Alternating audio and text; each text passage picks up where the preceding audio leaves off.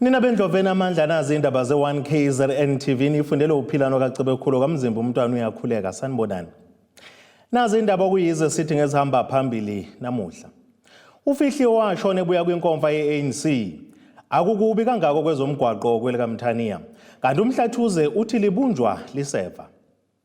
Sanemukela kwindaba zethu ze1KZNTV. Bamchaze njengomuntu oyiqhawe futhi osebenzela kumphakathi ngokuyikhandla nkosikhona ke Mdlalose obelikhansela leANC kumasipala waseBaqulusini odlule emhlabeni ngesonto eledlule ngesikhathi bephuma kwinkonzo yeANC beseNazareth. Lokho ekuqame kwinkonzo yakhe yomncwabe ibiyiqhubeka kwa12 namhlanje efilidi enhla nelikaMthaniya. Umdlalose uzokhumuleka ukuthi washona ebuya kwinkomfa ehamba noza kwabo njengoba oyedwa wabo esewangcwatsha yena kanti owesithathu walimala yena usasesibhedlela. Umgcini mafa eqhubeka nenkulumo yakhe uthi uzomela iqikelelwe ukuthi bangabe sekiwa okhethweni lokuchibiyela lokuvala isikhala sikaMdlalose kuyayibheka indaba yobulili njengoba uMdlalose ubekade eyikhansela eliyiqhawe lesifazane. We must remember that when we empower our little girls, we don't disempower our little boys. They must all get equal opportunities. When we say representativity, gender parity, we are not saying asifafuna baba. Fanele ukuthi babela sisebenze sonke. That's what Umam Charlotte Maqheke taught us. That's what Umam Dorothy Nyembe taught us. That's what Baba Nelson Mandela taught us. And that's what many of our leaders taught us. Owar Tambo said, this task is too big for men alone. Women, why are you standing back? Come forward. Pull other women with you. Let's make it a 50-50, a minimum of 3 women. Then later on, the younger generation came, but Sekela ESGO, at least the SG position, what change? Abo mama ba change 40. So when I went to the Western Cape, the ANC Women's League there called me, but why do you flip-flop with our position? Heavens have gained an engine. Please report to Baba Albert Tutuli, Umam Charlotte Maqheke, Nelson Mandela, Florence Mkhize, Umzala Nxumalo, Albertina Sisulu, Winnie Mandela, Harry Gwala, Jesse Duwat, Chris Hani, and UTG Ubaba Mendi Msima, and indeed Comrade Vose Mavembela, and many others that you have run your race, Comrade Ngosikona. You have fought a good fight. Lomncwabo ubuhambele ubuholi bophiko lesifazane obuhlukene kulesi sifundazwe kanjalo namanye amalungu esigungu esiphezulu kuANC abekhethwa ngesonto ledlule. Emva kwalomncwabo kuyobe sekulindeleke ukuthi uIEC ukupho kushoyo mayelana nokhetho lokuchibiyela njengoba uMdlalose ebekade ikhansela lewadi. uTebogo Sibisi ngisefryhead. Imvula ke netheke insuku ke impili zilandelana kuKhisimusi kanye nosuku olulandelo kaKhisimusi yehlise kumthamo wezimoto emgwaqeni yaphinda yanciphisa neingozi zomgwaqo njengoba abantu bebengelona uvanze emgwaqeni. Lokhu kuvezwe ngokhulumela beRoad Traffic Inspectorate RTI ngamafuphi uZinhle Mngomezulu. Udlakadla uthi izibalo siveza ukuthi ingozi zehlile kwamanje uma ngabe ke iqhathaniswa nonyaka owedlule. Okhulumela abalawula umgwaqo ongithela wayeka kwaZulu-Natal abakwa Road Traffic Inspectorate uZinhle Mngomezulu uthe izibalo zitshengisa ukwehla kwezingozi emgwaqweni. Engakusho nje ukuthi izibalo zihamba kahle kakhulu. In as much as sijwayele ukuthi 1 is too many, kodwa kune percentage 20% iyokwehla kweingozi kanye ne percentage 17.8 yokwehla kwabantu abashonile emgwaqweni. Okuyiphesenti enkulu esithi sayijaphela thina njenge KZN. Ayikakapheli i-festive season. iphela ngomhla ka-11 la sivala khona i-report yethu. Kungenzeka lesi simo esinaso sijike nje noma inini, kodwa siyathemba ukuthi njengoba nje amaphoyisa ethu emaningi ngaphandle ayaqinisekisa ukuphepha komphakathi emgaqweni, ikakhulukazi la kwisifundazwe saKwaZulu-Natal. Ephawula ngesiminyaminya esidalwa ukulungiswa komgaqo, uthe isifiso sabo ukuthi uvulwe ngesikhathi samaholide. I-road construction yenza abantu bahluleke ukubekezelela ijubane elincane lisuke lihanjwa lapha la kwakhiwa khona umgaqo. Ngobani? Basuke kunesikhathi eside befuna ukubuyela emakhaya noma bejahe isikhathi sokuthi bafike endaweni abaya kuzona, njengoba nje kulesi sikhathi saKhisimusi noma nje singathi samaholide. Kodwa ke uma ngabe bezohamba kancane kuba khona lento yokuhluleka ukuziphatha, bese benza mhlambe izinto ezingalidela ekutheni bagcine sekuneyingozi emgaqweni noma baphazamisane bebodwa, ngoba wonke umuntu ufuna ukuhamba ngespeed esijwayelekile ukuze asheshe afike lapha eyakhona. Okwethu-ke njengamaphoyisa ukuthi siqinisekise ukuthi izinto ezifana nalezo izaphula umthetho siyazigada ukuthi zishayela ngendlela efanele, noma ngabe besingafisa ukuthi mhlawumbe njengoba kade kuyile festive season umgwaqo ukuvulwe bahambe abantu bayile befuna ukuya khona, kodwa kungaphezulu kwamandla ethu ngoba kunezinto eziningi efanele zilungise emgaqweni la sifanele siyekelele khona uSandral enze umsebenzi wakhe ngobuchwepheshe bakhe, bese nathi siqhubeka ngokuqinisekisa ukuthi abashayeli baphephile kuleyo ndawo abahamba kuyona. Mngomezulu uthe imvula iletha okuhle nokubi emgaqweni. I-weather singasho ukuthi noma singathi isimo sezulu singenelelile ekutheni abantu sizame ukuthi sibagcine ezindlini, ngesizathu sokuthi indlela abelina ngayo kunosuku nje mhla ka-25 nangomhla ka-26 lanetha ubusuku nemini, lanetha ngempela ubone ukuthi nomuntu obekade efuna ukuhamba hayi cha usevele nje waliyekela uhambo lakhe wathi awungeke ngize ngihambe liyana. Kodwa-ke nje ngokujwayelekile abekho abantu abathanda ukuhamba mangabe lina. Lokho kusizile ukuthi zingabi ningi kakhulu iy'ngozi. Asikhuthaza ukuthi imvula ibe khona ngoba kwesinye isikhathi ilimaza amanye ama-infrastructure ngaphandle kokuhlalisa abantu endlini, kodwa kulokhu isebenzele ngokuhlalisa abantu endlini.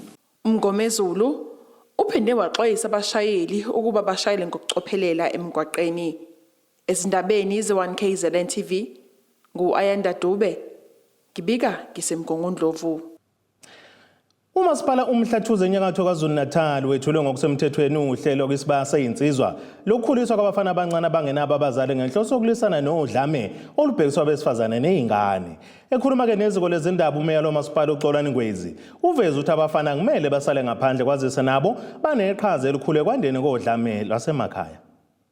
Njengoba lakuleli libhekene nesihlava sokubulawa kwabesifazane kanye nezingane, umasipala uMhlathuze osenyakatho nesifundazwe KwaZulu-Natal usuqhamuke nohlelo lokukhulisa abafana abancane ikakhulukazi labo bayizintandane.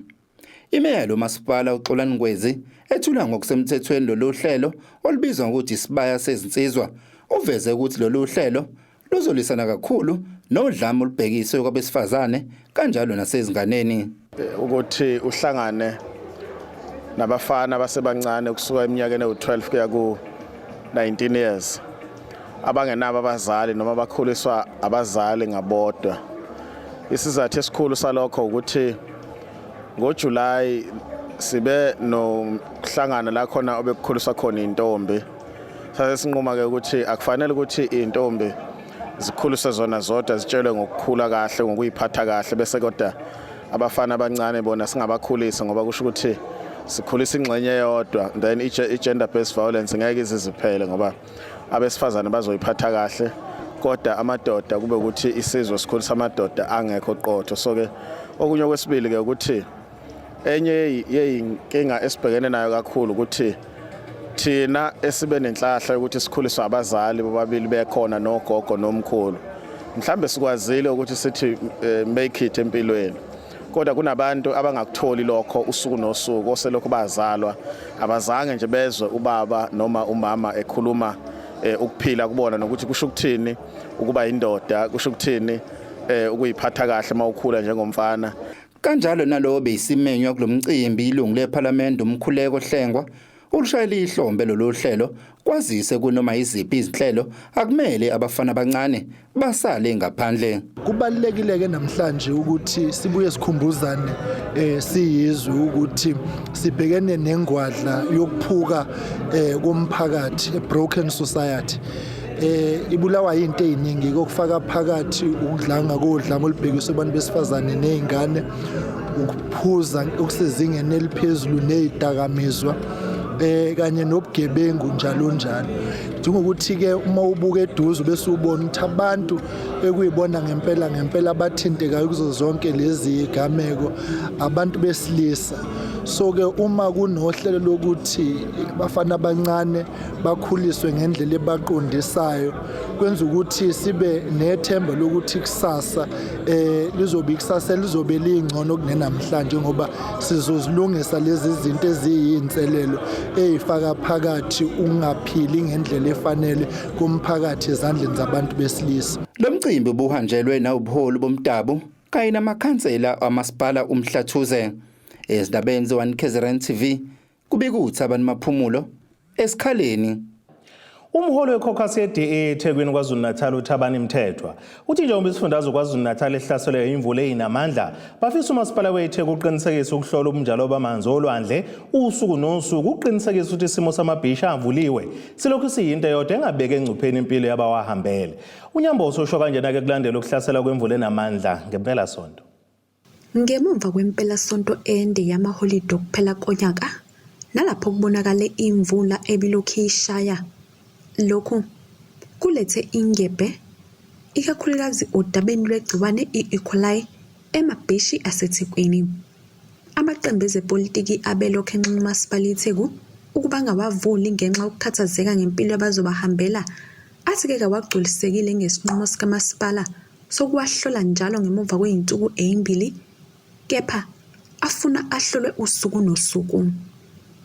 I-DA lapha eThekwini ikholelwa ekuthenini uma iquality yokuhlolwa kwamanzi ebhishi ikhombisa ukuthi amanzi asesimene samukelekile ukuthi abantu bakwazi ukubhukuda kuona, lezo zindawo kumele kubanini zivulwe ukuze abantu babhukude kuzona. Kodwa sikushoyo ukuthi njengamanje umasipala uthi utesta kabili ngeviki.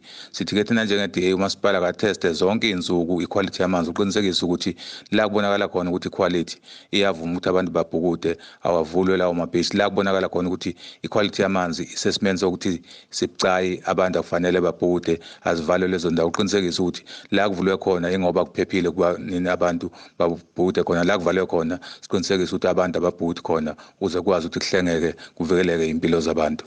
Kuzokhuphuleka ukuthi leli gciwane lidalwa ukuchitheka kwendle ngenxa ke yokungabi sesimeni kwengqalasizinda ey'ndaweni ezahlukene ngaphansi kwalo masipala.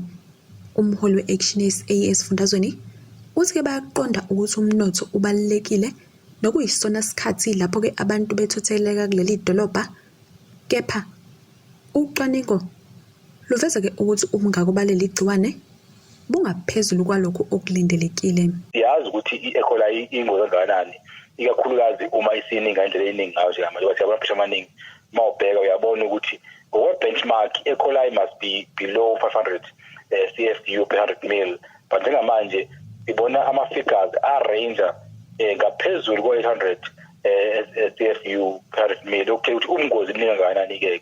Kanti nakhona scientists will tell you ukuthi any E. coli engaphezulu kuka-250 ayikho kangako safe, kodwa kuthiwe ayikho futhi nakhona bad kakhulu. Ngamanye amazwi anything above 250 it's a no go kahle kahle. Njengoba kunemvula nje i-current iyashintsha, enye ama-factors that changes i-current. Ngamanye amazwi ungalitesta manje ulwandle namhlanje ekuseni ntambama njengoba kushintsha i-weather imvula uthola seshishile amanzi E. coli isiphezulu noma isiphansi. Umnqango uthe kuyabathokozisa ukubona ukuthi ke bakhona abantu abasukumela phezulu isexwayiso ngalolu daba. Bakhona abantu abayithathayo isixwayiso ngoba ubheka nje mawuyolwazi manje akusagcwali ngale ndlela okugcwala ngayo iminyaka neminyaka amangamaholide. Kuyatshela ke nokho ukuthi abantu abaningi babona ukuthi ubungozi bukhona bayalalela, yize kwalabo ke abahlale vele ngamadela ngokubona engicabanga ukuthi babona sokuthiwa sokonakele ukuthi hayi ngathi impela i-action seyiqinisile udaba esibhekana ukuthi ulwandla lokho safe kodwa kasisho ukuthi sifisa ukuthi kube khona into ezokwenzeka kubona siyafisa ukuthi abantu bephepha abantu ngoba nathi ngesithanda ukubona ukuthi kugule abantu eSouth Africa bethi bazovakasha so siyafisa abantu bephephe kodwa nabantu siyafisa futhi inqumo zabo bengarely kakhulu kubantu abaziphatha amandla sebekhombisile abanandaba nempilo zabantu. Ey'ndabeni ze-1KZNTV kube kuntombi khona Mvubu ngiseThekwini. Ake sithi shelele itolo umbukele siyabuya nezinye zeindaba zethu.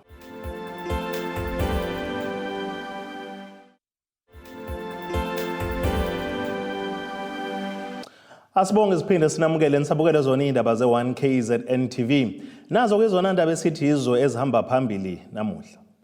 Ufihli washona ebuya kwinkomfa yeANC. Akukubi kangako kwezomgwaqo kwelikaMthaniya. Kanti umhlathuze uthi libunjwa liseva.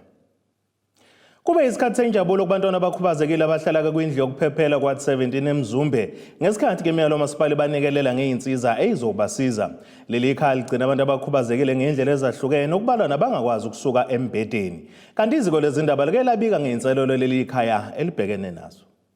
Injabulo ibibhalo ebusweni kubantwana abakhubazekile abahlala kwindlu yokuphephela kuWard 17 eMzumbe ngesikhathi imeya yalo masipala banikelela ngezinsiza ababekhale ngazo ngesikhathi iziko lezindaba lihambele lesi sikhungo. Ekhuluma neziko lezindaba umeya uBonganyuswa uthi ngesikhathi behambele lesi sikhungo bazibonela izinselela ababhekene nazo njengoba bebone kungcono babanikelele ngalokho abebeshoda ngakho. Fikileke la mangaphosisi kwaqala kusanda kuqala nje uNovember ngenyanga edlule sizobheka ikhaya sibheka isimo salo sabonisana ke nabaphathi baleli khaya ngoba kuyi NPO le ekhona la ekubonisaneni kwethu sathola ukuthi kwezinye ikhathi kakhulukazi njengoba kunezimvula ezingaka kule insuku bashoda ngendawo ngezinto zokulala ezifana neziponji ezifana nezingubo bese kuba ukudla kwalabantu abahleli la njengoba ngithi non-profit organization le abanayo imali. Abese sibona ukuthi siwumasipala asibathengele nje umshini omkhulu lo wokwasha ngendlela esiplane ngayo okwamanje amafunds asivumelanga ukuthi ibe mningana saze sibathengele izingubo nje silethile zizoba u40 sezizonke. Umasipala ke okwamanje usalethe ezu25 ezu15 I'm sorry zisendleleni ezinye ezizayo kodwa lishona usuku namhlanje bese ezu40 iponji ke funa sibalethile ezu15 kuzobe sekuba khona ke nokudla ukuze bakwazi ukuthi bayikhisimusi isimo singcono kakhulu. Uqhube wathi sebehlaba ikhwelo kosomabhizinisi bendawo ukuthi nabo baphonse sivivaneni. Oke sizozama ukuthi nathi kwase sike saxhumana nosomabhizinisi bendawo ukucela ukuthi naba ke bazame ukufaka itshe sivivaneni ukuze labantu abalaba bakwazi ukusizakala. Umnikazi walesi sikhungo indlu yokuphephela uthi ujabule kakhulu ngalomnikelo njengoba uzokwenza umehluko omkhulu kulesi sikhungo. Siyabonga kakhulu uthando nesupport abayikhombisile umasipala wethu nomeya wethu kanye namakhansela. Siyabonga kakhulu namhlanje kusuku oluhle kakhulu kuthina kuyinjabule kakhulu usuku namhlanje siyabonga. Ezindabeni ze1KZNTV kube kuzamando sicele ngisemzumbe. Kubuya isithunzi kuyisulu zeyikhukhula njengoba seyithuthela kwenye indawo lapho umuntu nomuntu enendlu yakhe khona. Labo basha kanjena ke ngesikhathi iziko lezindaba le1KZNTV lihambele indawo sebehlala kuyona eScottville eMgungundlovu. Bathi base ke bebambe kumoya sekwedlula usuku ababethenjiswe lona ukuthi bazongena ngalo ke indlini zesikhashana eNodeli. Sibuyile isithunzi kwizisulu zezikhukhula zakamumva esezidlale ehholo lomphakathi eTruro Hall eNodeli izinyanga eziningi. Laba bathe kwakumele bangene ezindlini zabo zesikhashana mhla zi-15 kwephezulu kepha kwangenzeka lokho. Kanti njengamanje isonto lesibili leli bengenile eScottville lapho behlaliswe khona okwesikhashana kanti bathe bazizwa bebuyelwa isithunzi. Lapha ehholo besingakwazi ukuba peaceful, bongazi ukubonda nomndeni wakho, bongakwazi ukuba ngesikhathi sakho. So lana nje sihappy ku-clean kunethi nathi futhi senza sure ukuthi kube clean ngafana lapho sihlala khona ehholo so kurasi yonke into. Sizizwa sijabule kakhulu ngoba bagcine befezile ukuthi ukhisimusi singawudlele ehholo ngoba bengeyona into right ukuthi ungadlela ukhisimusi ehholo. Hayi nje sizizwa si-right sijabulile kakhulu. Angifuni uqamba amanga kumnandi kuhle kakhulu noma kuthatha isikhathi ngoba we spend about almost 8.5 wenyanga sila petrol hall but siyambonga uNkulunkulu ukuthi egcinele sikwazi ukuthi siphume sibe la and njengoba ubona nawe la indawo i-right yabo iyakhombisa inika isidima nawe njengomuntu uzibona nawe ubalekile. Kanti uma bechaza ngesimo ababehlala ngaphansi kwaso ePetrol Hall bathi bekunzima kakhulu. La Petrol Hall kona bekuyibesihleli ngoba phela ayikho into esoyenza kodwa bengayona indawo e-right because kunomsindo noma ngabe uthi ufuna ukulala awukwazi ukulala ingane ziyacwaza nje akuyona indawo i-privacy nje ukuthi ungakhulile kunomehluko omkhulu. Lana nje uma uzilalela endlini yakho uzilalela endlini yakho uma ukhiyile angeke ufike ukuthi usulahlekelwe into nokhiye wakho manje lana nje ku-quiet kumnandi nje akunamsindo nje sihleli kahle kakhulu kunomehluko omkhulu. Umehluko futhi siyawubona. Akufani nje nakade sihlale ehholo noma ubune stress noma uthi emsebenzini awukhiyanga uyabuya ulahlekelwe into uzobuza ngoba kukhiwa la sikhululeke kakhulu ngoba uyazi ukuthi mawuhamba ukhiya indlu yakho uye emsebenzini uyabuya. Umehluko nje umkhulu kakhulu umehluko kunase-true. Bathe batshelwe ukuthi bazohlala onyaka owodwa khona lapha eScottville kanti bathe bahlelelwe nezinto zokuhamba uma sekuvula izikole kanjalo noma beya emsebenzini. Basichazelile izolo ukuthi basasilungiselela indawo yokulungisa izindlu zethu. Sizila sizohlala basaphuma la mase siyongena khona izindlu zethu. Basasilungisela kwamanje. Izikole ziseduzane nala sisilungiselela khona indawo. Izikolo seduzane. Lana inkinga la kukude la ngeke bakwazi lana kodwa bathe ikhona itransport bebethe ikhona itransport ezohambisa izingane nabasebenzi. Undunankulu wesifundazwe KwaZulu-Natal uNomusa Dube Ncube uchithe isikhathi nabo ebungaza uKhisimusi. Ezindabeni ze1KZNTV ngu-Ayanda Dube ngisemgungundlovu. Njengoba unyaka ka2022 usuya ngomtsha wenduna baningi abantu abebenenhlelo abanye abakwazile ukuyifeza kanti abanye bagcine bengakwazanga ngenxa yenselelo ezithile. Iziko lezindaba liphumeleke emphakathini ukuthola ukuthi kungabe ngonyaka ozayo abantu banaziphi inhlelo futhi bahlose ukuyifezekisa nini. This year my plans ami ngifuna nje ngimove ngejozi ngoba sekukhona recording deal sendele email yabo nje izinto ngifuna ngathini ngoba manje lo December into engiyibuilda i-fan base kahle yabo mhlambe next year mhlambe ngifuna kuba ne-fan base mhlambe almost 5,000 people yabo abangifollowisha ukuze i-YouTube channel yami inyuke bese ngithola ukuthi leya recording deal leya abangisendele yona bakwazi ukungirecognize. Ku-22 lesikona ngizothi izinto zihambe kahle kodwa nje ngifisa ukuthi angathi ngingathola umsebenzi ngendlela efanele. Ngizibona ukuthi impilo ingaqhubekela kakhulu phambili. Ngiyiphathe kahle ukuze kufike omunye unyaka olandelayo ngiphinde futhi ngiyiphathe kahle nabanye abantu ngibahloniphe njengoba sihleli-ke sibaningi nje sihlangana kube khona ukuphuza yabo okuphuzwayo khona ungaphuzi yabo kumele si-understandane siyibantu. Into nami ngihlele kakhulu ngempela ukuthi nami ngithole umsebenzi ngikwazi ukuthi abazali bami nami ngikwazi ukuletha isinkwa etafuleni yabo ngoba nami kuningi esengikuzamile nempilo yangabi inhleke kodwa ke ngiyazama nami ngaso sonke isikhathi ukuthi ngiphokophele phambili nami njengabanye abantu.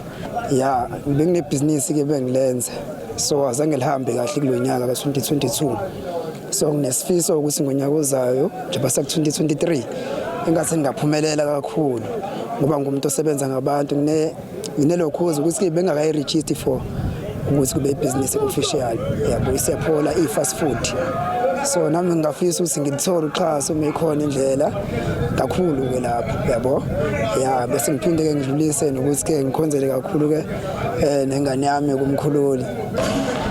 Ngathi ngenhlelo zami azindihambelanga kahle ngifisa ibhizinisi dayise ubhiya noba yini noba ama-apula noba yini nedrink nje inhlobo yayo. Ake sithi ishelele idolo futhi umbukeli sobuye sibuye nezinye zeindaba zethu.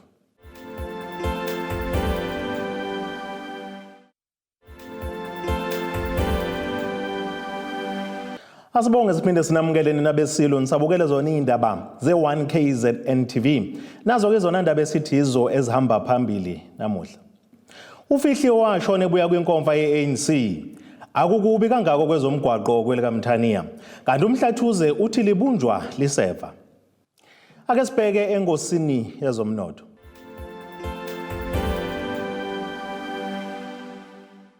Iranda kuleli biza ku17.01 maqhathaniswa nedola laseMelika bengu20.51 kupondo waseBrithani libe ngu18.15 ku-euro yase-Europe. Intengo yegolide yona ime $1,809.17 ounce, kuthi intengo olongahluziwe yona ube ngu$84.33 umphongolo. Ake sibheke engosini yezemidlalo.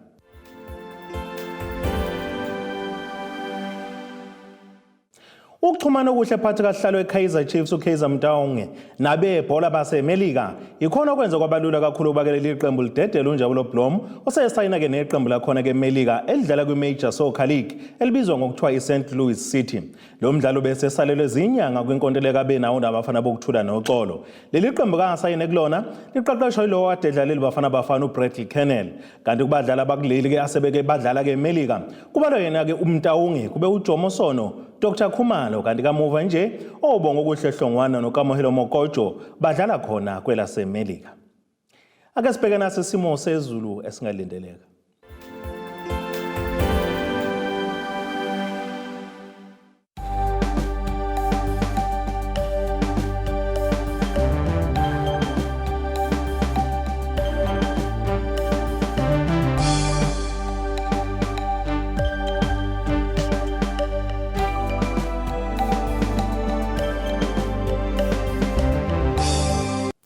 Nina benyathe emnyama kandaba ejame ngomkhonto phezulu komzimvubu amamponda yisabuku ehlele zayagoqe besiphaka namuhla kuze kube ngokuzayo.